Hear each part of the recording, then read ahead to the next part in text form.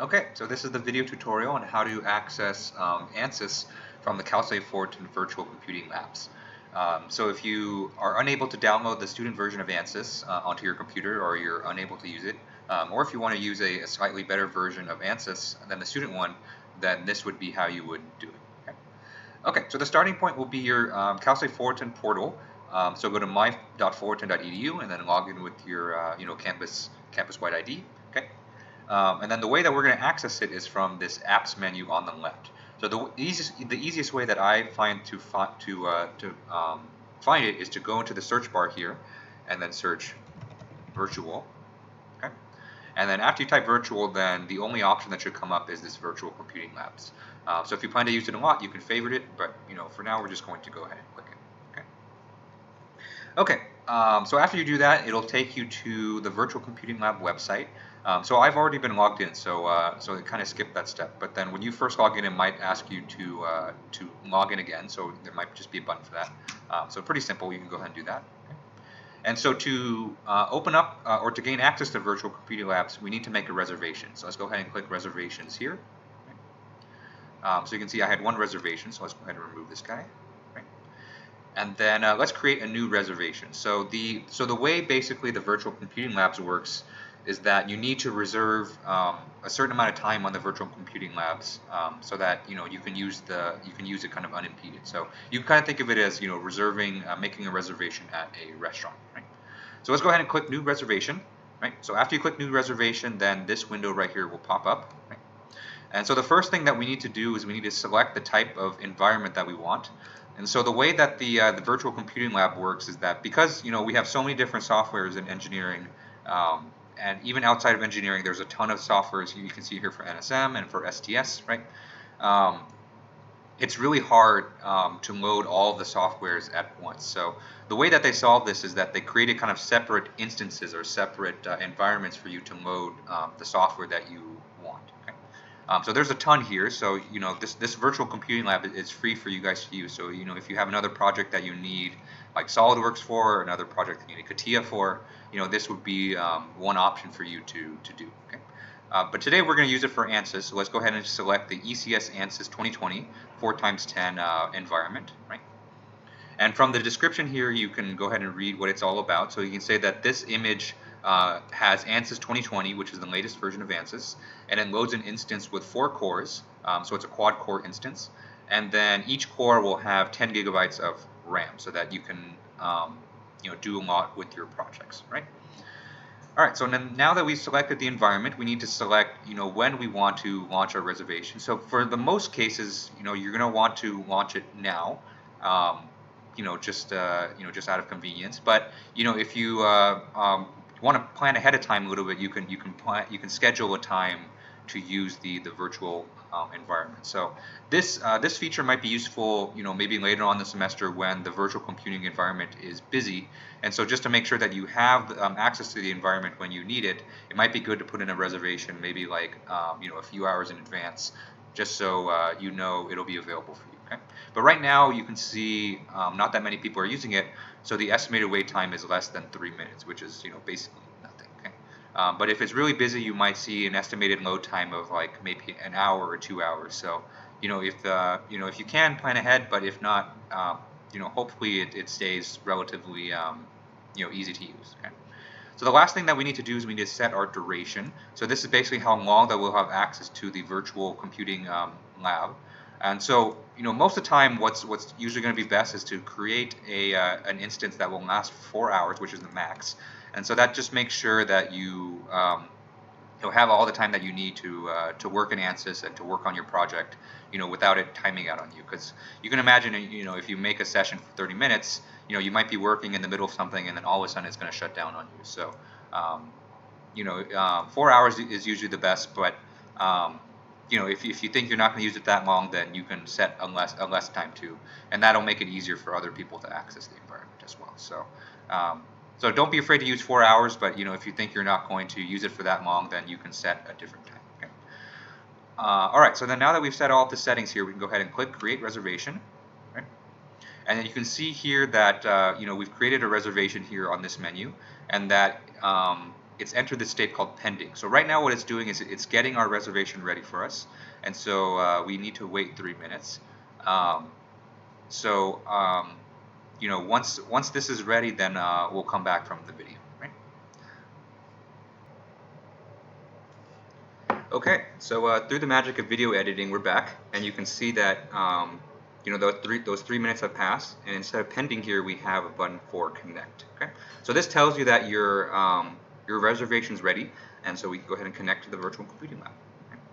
Okay, so then after you hit connect, you're going to see this new window here, and so there's some important information that I personally have never read, but then this information right here is important. So you can see here, this is the IP address of the virtual computer that you're going to be logging into. Here is your user ID, so this is kind of automatically generated for you, and then here is your password. So this password here is really important. So don't close this window. You're going to need it in about a couple minutes when you access the machine. Okay. And so once you've kind of taken note of this, let's go ahead and click Get RDP File. And so what this will do is that it'll download a file that will basically allow you to access the virtual computing machine. Okay? So it's a pretty small file, so it should download pretty quickly. So let's go ahead and click it. Okay. So then after you run the file, you should get a pop-up here that says, the publisher of this remote connection cannot be identified. So do you want to connect and possibly infect your computer with lots of viruses? So you want to say yes, that's fine. Okay, so then after you say connect, you'll have this next window here where you have to input your password. So you can see here, we have our IP address, we have our ID here, and now we need to input our password. So let's go ahead and input the password that we see here. So this password is automatically generated every time you make a new reservation. So you can't use the same password for a different session. So every time you want to access the computer lab on a new reservation, you need to go through the website and make a reservation and launch a system like this. Because part of what was happening while we were waiting for the pending was that it was creating this unique ID for you and this unique password. So you need to basically create your own unique password every time you want to log in. Okay? So you can click Remember Me here, but it's not going to it's not going to matter because next time you log in, you're going to get a new password anyway. Right? Okay, so let's go ahead and click OK. So it's going to ask you again if you want to connect to this remote source. So it's just Cal State Fullerton. So hopefully Cal State Fullerton never caused you any harm. Right? So let's go ahead and click Yes. Okay, and then after that, you'll see a new Windows instance popping up. So what's happening right now is that our virtual computer, our virtual Windows computer, is basically starting up. So it's basically the same as we push power on the computer, and we're logging in with our login credentials. Okay? So this might take a couple minutes, and while that's going on, I want to give you maybe a couple facts here. And so probably the first thing to keep in mind is that this is a computer that you're accessing virtually. So this is not something that's on your own computer, and so things will run quite a bit slower than probably what you're used to. So there's going to be, first of all, there's going to be some latency. So there's going to be some lag between when you move your mouse and when things actually happen on the screen. Okay, so then now it's asking us to choose privacy settings. So let's go ahead and accept the defaults. Okay. And so just kind of be patient with that. So, I don't know if you can tell from this video, but you can see that as I'm mousing over, it takes maybe a half a second for the icons to highlight, and then the same thing for the start menu here. So you can see that the highlight is a little bit behind my mouse. So just keep that in mind. It's a small thing, but just kind of be patient with it. Okay? And so the other thing to keep in mind with the virtual environment is that this file system is completely separate from your own computer. So if you want to run your own personal project files, like maybe you worked on a project for the class and you saved it, in order for you to work on it from this environment, what you need to do is you need to download the file as if this was you're accessing a lab computer physically on campus, right? So the only difference here is between this and on campus is that you can't physically plug in a flash drive and have that transfer your files. And so what you need to do is, and this is true, after you're finished with your virtual computing session 2, is that you need to save everything that you're working on, and then upload it to some kind of online repository. So it could be Dropbox. It could, you could just simply email it to yourself if it's small enough. You can use OneDrive from Microsoft. You need to be able to save it so that next time you launch your virtual session, next time you launch a virtual session, it's going to be a completely new session. So you can see here, there's no files here at all. And so, if you want to work on if you want to use the virtual computing lab to work on something you were working on before, you need to actually, download it to this computer. So you need to open up Chrome, go to Dropbox, download the files, and then you'll be able to work on it. So I think those are probably the two kind of, big kind of adjustment points for people using the virtual computing labs for the first time. Okay. Okay, so now that we got that out of the way, we can go ahead and launch ANSYS. So you can see here, the programs that we have here are very minimal. So the only program that we have installed here is ANSYS 2020. Okay? So let's go ahead and click down on this menu. You can see ANSYS has a ton of different programs associated with it.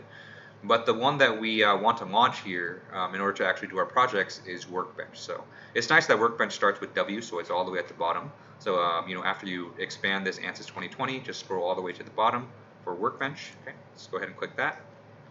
Okay. And then we'll wait a couple minutes for ANSYS to start up.